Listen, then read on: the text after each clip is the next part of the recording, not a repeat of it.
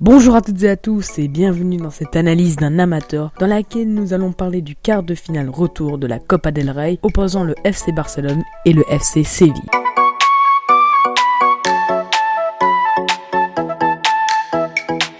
Donc voilà le menu du jour, rien n'a changé depuis la première vidéo et on passe tout de suite à l'échauffement. Je rappelle donc que Séville débute ce match avec un avantage important puisque le club a marqué 2 buts au match aller, ce qui compte donner du fil à retordre au FC Barcelone. Mais comme on le sait tous, tout est possible sur la pelouse du Camp Nou. Concernant la composition, Valverde met en place un 4-3-3 classique avec aucun changement spécifique à noter.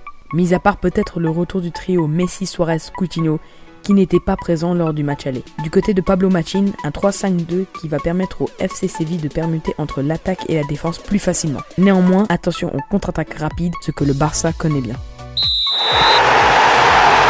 Le coup d'envoi est lancé et le FC Barcelone rentre tout de suite dans son match, avec des offensives dangereuses menées par ses attaquants. Très vite, le club catalan va inscrire son premier but sur penalty, signé Philippe Coutinho. Quelques minutes plus tard, un penalty est à nouveau concédé, mais cette fois-ci pour le FC Séville. Ever Banega n'arrive malheureusement pas à concrétiser cette occasion, fermement arrêtée par Silesen. 30e minute de jeu et le Barça va inscrire son deuxième but d'une manière assez spéciale. Une balle en profondeur de Arthur pour Rakitic qui semble au premier abord trop longue, mais qui est finalement légèrement déviée par Ivan Rakitic, trompe le gardien et marque un but contre son ancien club. Fin de la première période, 2-0 au tableau d'affichage pour le FC Barcelone qui rattrape son retard au score cumulé. La seconde période reprend et les supporters ne sont pas au bout de leur surprise. En effet, c'est un festival de buts côté catalan.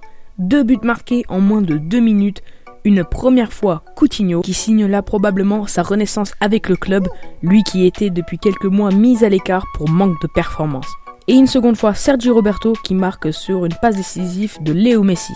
66e minute, Arana vient marquer un superbe boulet de canon instoppable qui vient réduire l'écart et peut-être donner espoir aux Andalous.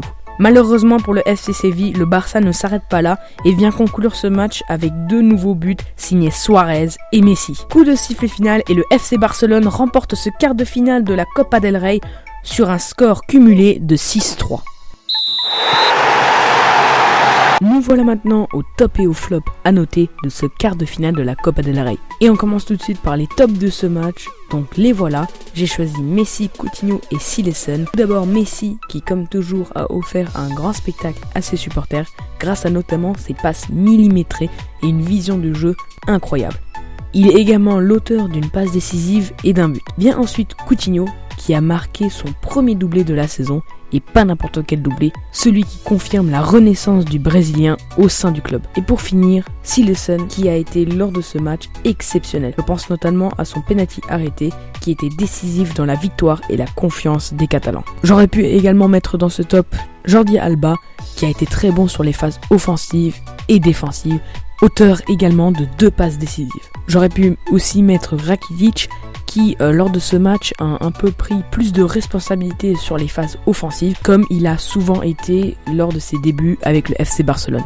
On passe du côté des flops, donc les voici. J'ai choisi Banega, Sarabia et Simon Kjær. D'abord Banega qui a loupé un penalty important pour son équipe. Il est l'auteur d'une passe décisive, mais cela n'a pas suffi à son équipe de prendre l'avantage. Ensuite Sarabia qui était très décevant sur le plan offensif, avec quelques actions manquées qui auraient pu faire du bien à son équipe. Et enfin Simon Kjær qui n'était pas dans son match, notamment sur des attaques catalanes, où il a fait de nombreuses erreurs de marquage et défensives qui lui ont coûté très cher.